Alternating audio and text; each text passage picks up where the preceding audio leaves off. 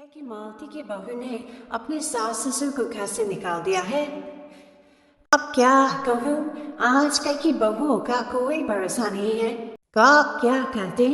मालती की बहू को देखकर कौन कह सकता था कि वो ऐसी निकलेगी। तू सही कहती है, आजकल की बहुओं को देख मुझे तो बड़ा डर लगता है। कहीं मेरी बहू भी ऐसे निकल गई तो।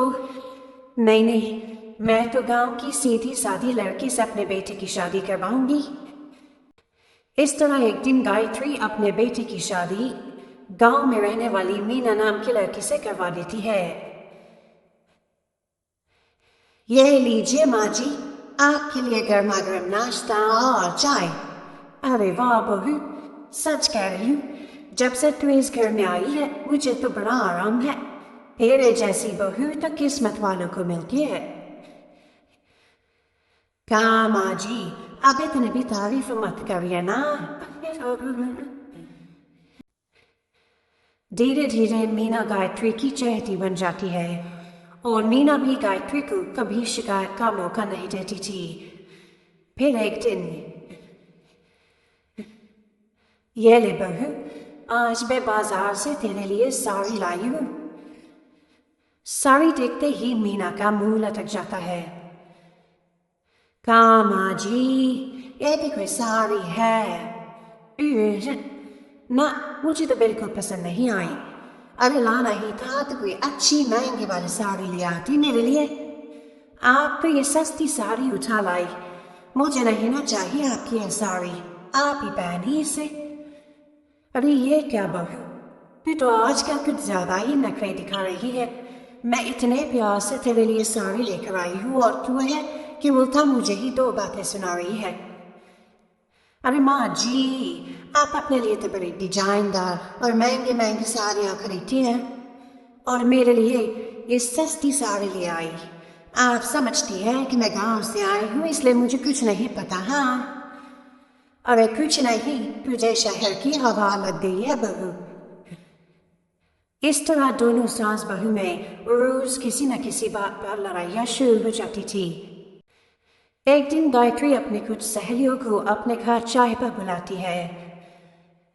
अरे बहू, मेरी सहेलियों के लिए बढ़िया चाय नाश्ता कर बना दे। अरे माँ जी, अभी ना मेरे पास बिल्कुल भी समय नहीं है, मुझे ब्यूटी पार्लर जाना है। चाय नाश्ता आप ही बना लीजिए। हाँ, तू कब से ब्यूटी पार्लर जाने लगी है?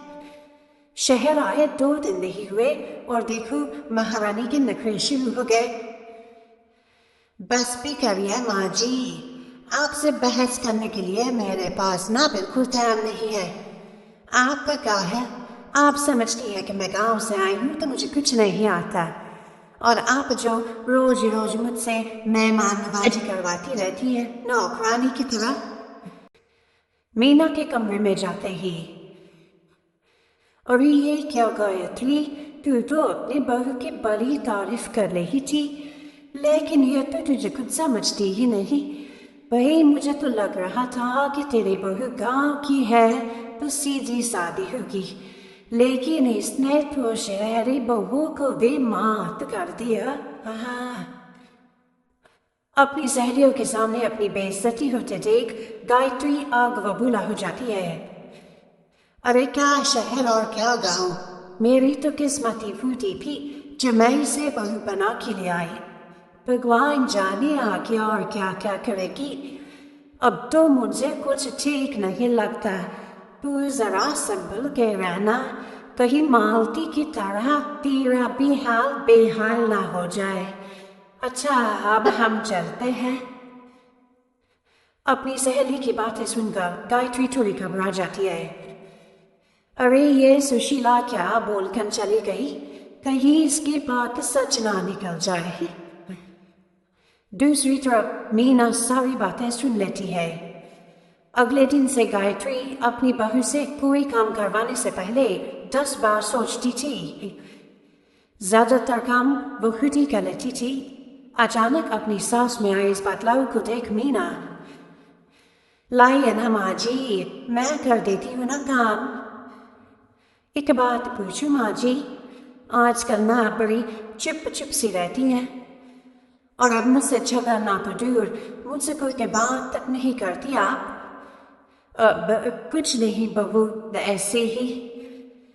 मीना अपनी सास की मंशा भाप जाती है और मुस्कुराते हुए कहती है, अरे माँ जी चिंता मत करिए, मैं आपको घर से नहीं ना निकालने वाली, ये डर आप अपने मन से निकाल दीजिए। अरे छोटे मोटे झगड़े तो हर घर में होते रहते हैं, चाहे कुछ भी हो जाए आप मेरी सासू माँ हो, मैं तो जिंदगी भर आपकी सेवा करूंगी माँ जी। अपनी बहू की बातें सुन गायत्री को एक प्रकार का संतोष होता है और उसकी सारी चिंताएं दूर हो जाती है। गायत्री अपनी बहू को गले लगा लेती है। मुझे माफ कर दे बहू, मैं तुझे गलत समझ बैठी थी। कोई बात नहीं माँ जी, ये ना घर घर की कहानी है। हाँ।